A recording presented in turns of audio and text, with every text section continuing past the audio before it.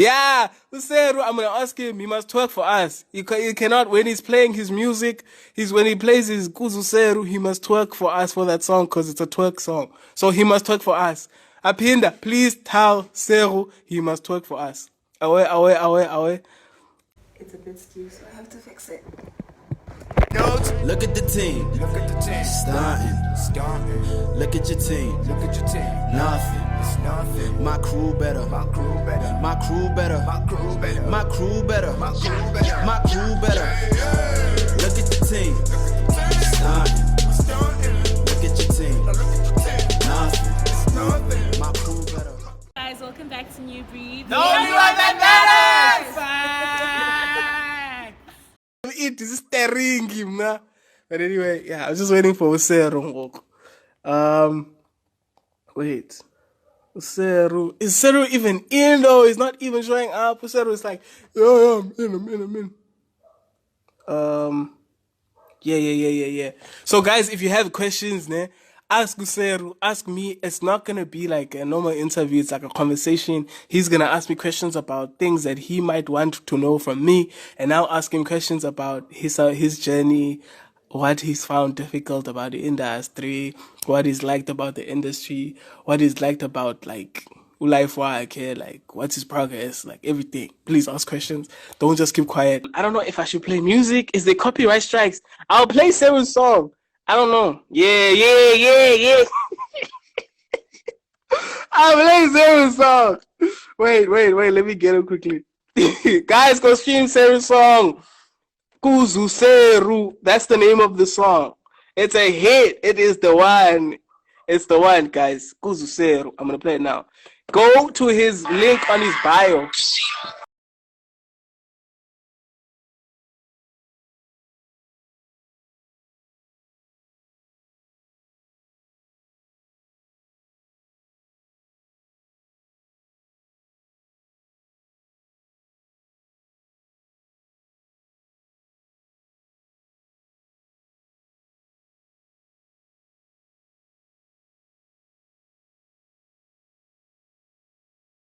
What's good? So let's get to it, bro. Let's get to it. So for the people who don't know you, who are you? Where are you from? For the people that don't know me, my name is Seru the Ellipsis. I ran from the East End, Fosloras, 1475. I grew up there almost my whole life. Shout out to Fosloras! See, all the hands from there. Stand up. Foslo stand the fuck up. Foslo get on your feet, man. Yeah, so I've been there almost all my life. That's where my love for hip hop grew. I started rapping when I was 9 years old. I've been in music since I was in grade 9, so that was 15. How old was I? When was I 15?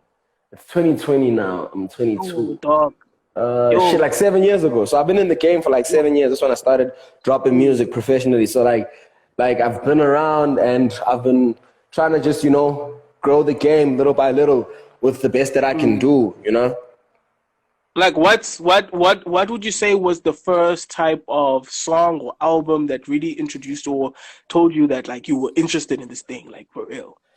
First album that I listened to hip hop wise when I said this is shit I want to do was the Carter 3.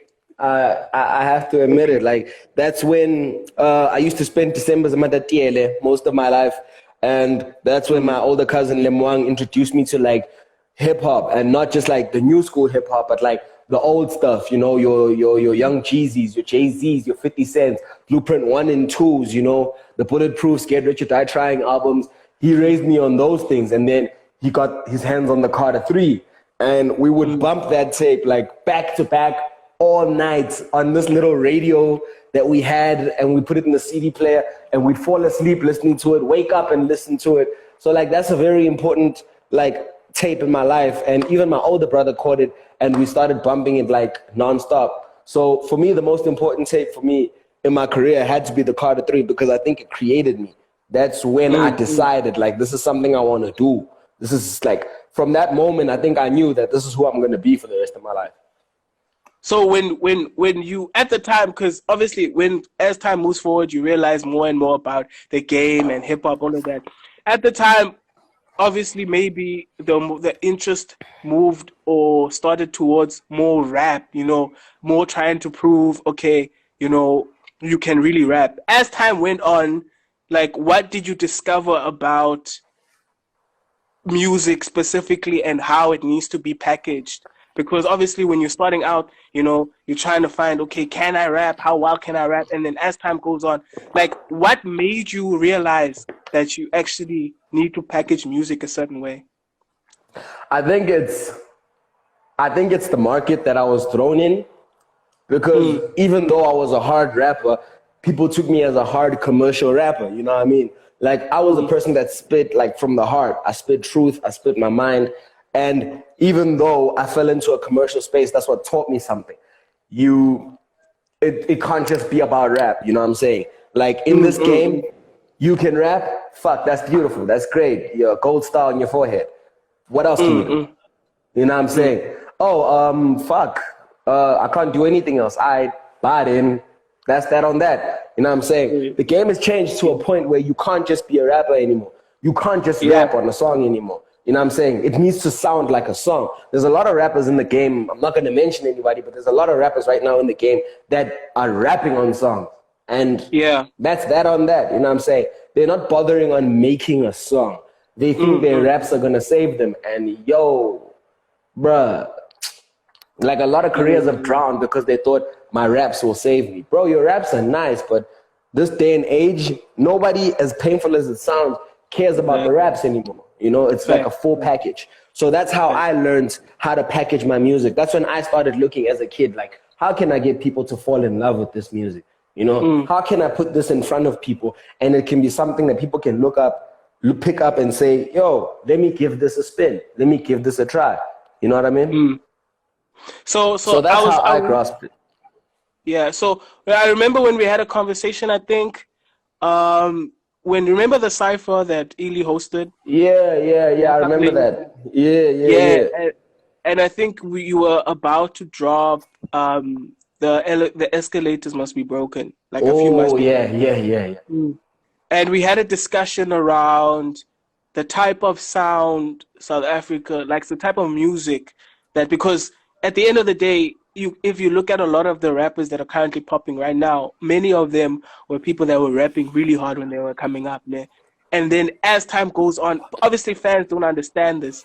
As time goes on, people kind of move away from the rapidy rap, you know, and then I don't know who tells them, but they're told, maybe by their management, that they actually, in order to make a living, you actually have to make music that you can teach to crowds. So if you perform at a gig, you literally have to teach, like, you know, you have to be able to teach music, because you can't just rap because nobody's going to remember you. You literally have to make teachable music, you know. So I was wondering, because when you dropped the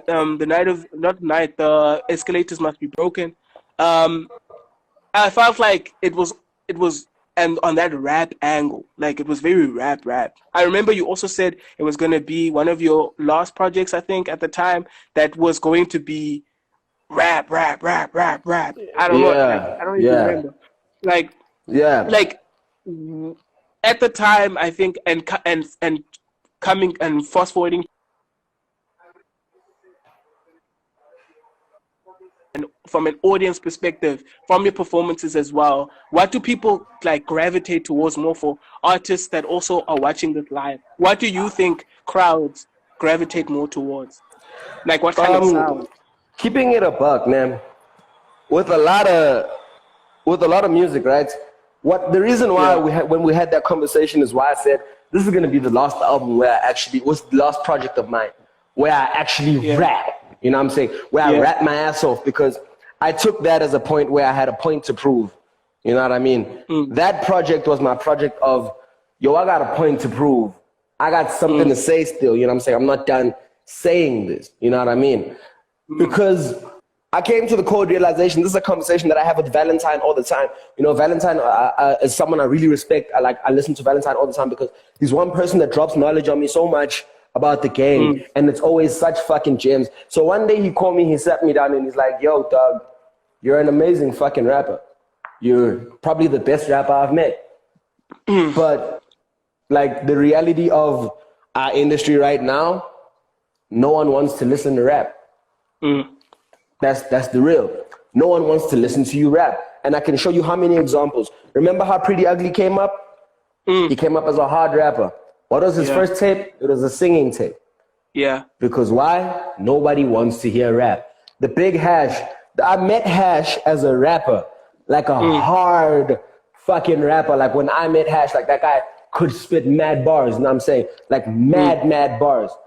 And when he blew up as a singer. I was so confused. Like when Hash blew up, I was like, whoa, that's not Hash, nah. And then I actually realized it was the same Hash. And I was like, whoa, that's crazy. You know what I'm saying? These are just like minor examples where niggas came up rapping, but rap can only take you to a certain point. Exactly. Like, yes, we love rap, we love hip hop, we love the craft, we love everything about it. But what we need to realize is that there's more to it.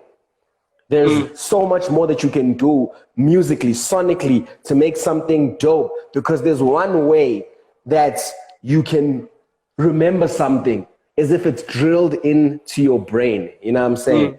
If I make something so catchy that it's drilled into your brain, you won't forget it. And that's what makes performances so crazy. Like anybody that's been to a Seru the Ellipsis performance will tell you that, yo, mama made a star. You know what I'm saying?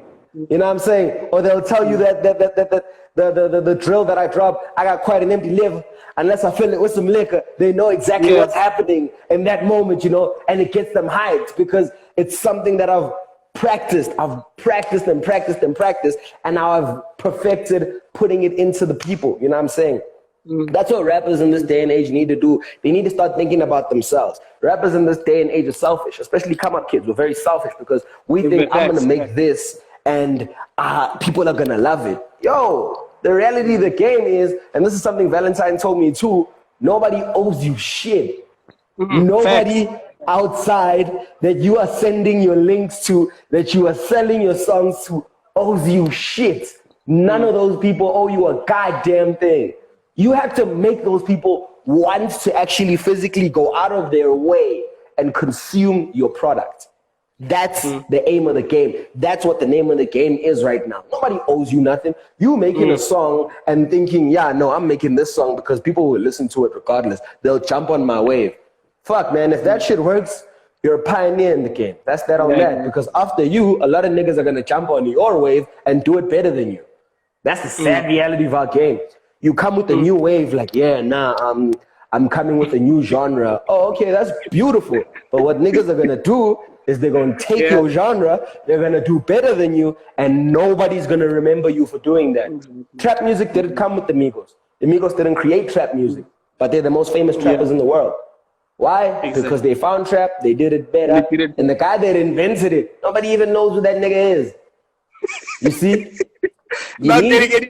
Exactly. That nigga's starving where he is because he didn't read the game, dog. He didn't read the game. That's all I'm saying, guys.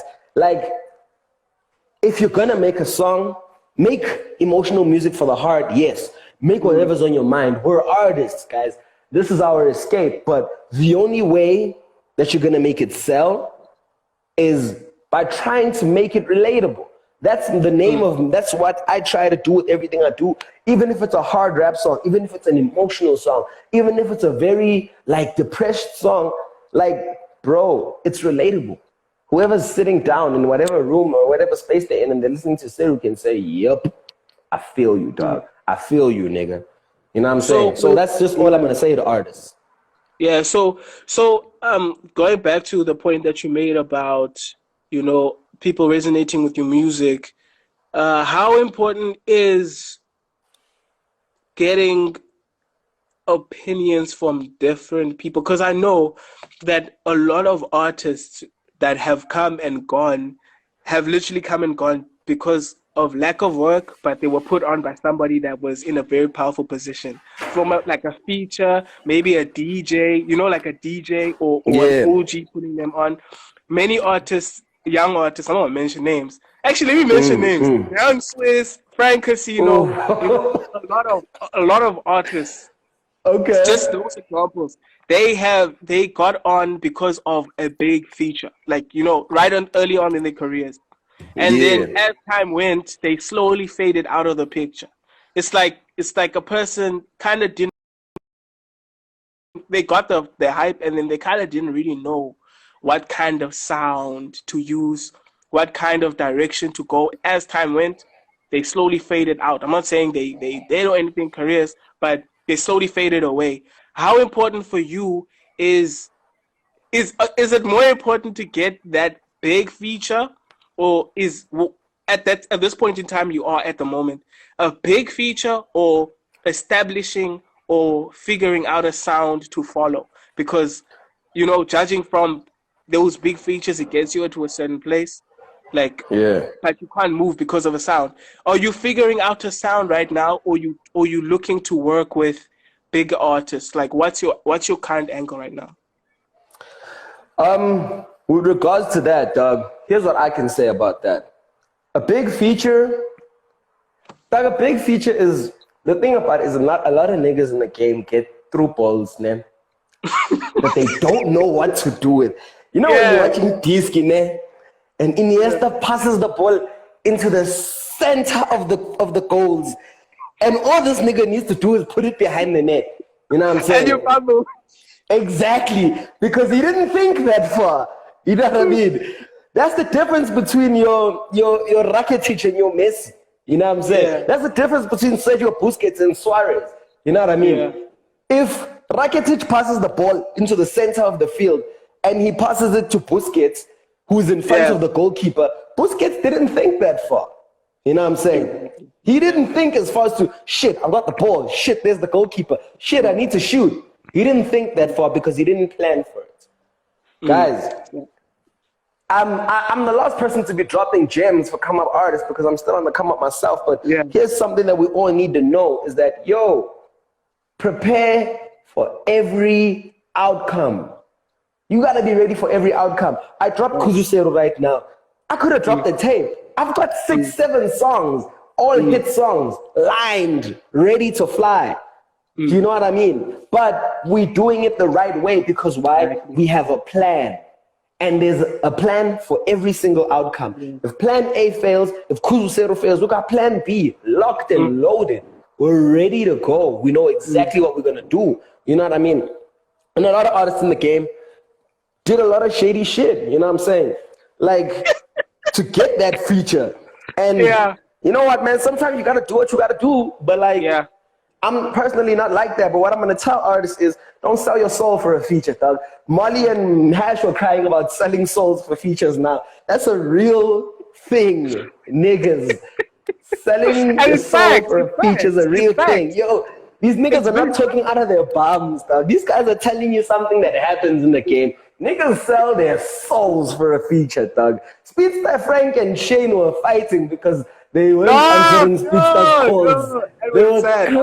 Speedster was in tears because they weren't answering his calls. You know what I mean? And that's not to say like, yo, Speedster's this, and that. That's just how it is, bro. Like, in the game, so many things happen behind closed doors, and like, we neglect to, we don't see it, you know what I'm saying? And now when it comes to the open, it's like, oh, niggas are doing this for a blow up. You know what I mean? And that's the thing. They're so focused on the blow up, they didn't think that far. You know who blew up perfectly?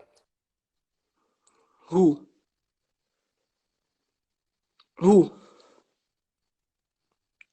Yeah, Seru's cutting.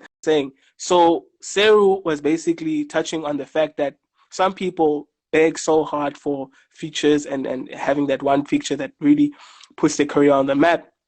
But in reality it's not the feature that puts you on the map, bruh. It's your build up to that feature that puts you up the map. Like, some people literally use their features to elevate, and then they really kick off because they had a plan. And other people, they get that big feature early on in their career, and then, things don't go according to plan because they didn't have a plan. Seru will come back. He will come back. I'm just waiting for his request now. I just want to, touch on what Seru was saying. Like, literally, people have to have a plan. There's too many people, especially people that don't have any music out, that literally just want to blow up. They're like, oh, I have 5 songs on SoundCloud out. Yo, what's next? Let me get that Casper feature. Let me get that AKA feature. And then let me get on, so.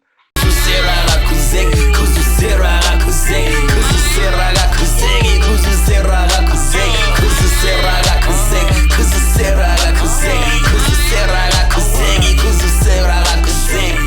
Look at my fit, it's so neat. I got so much sauce and I'm dripping so hard, you would think that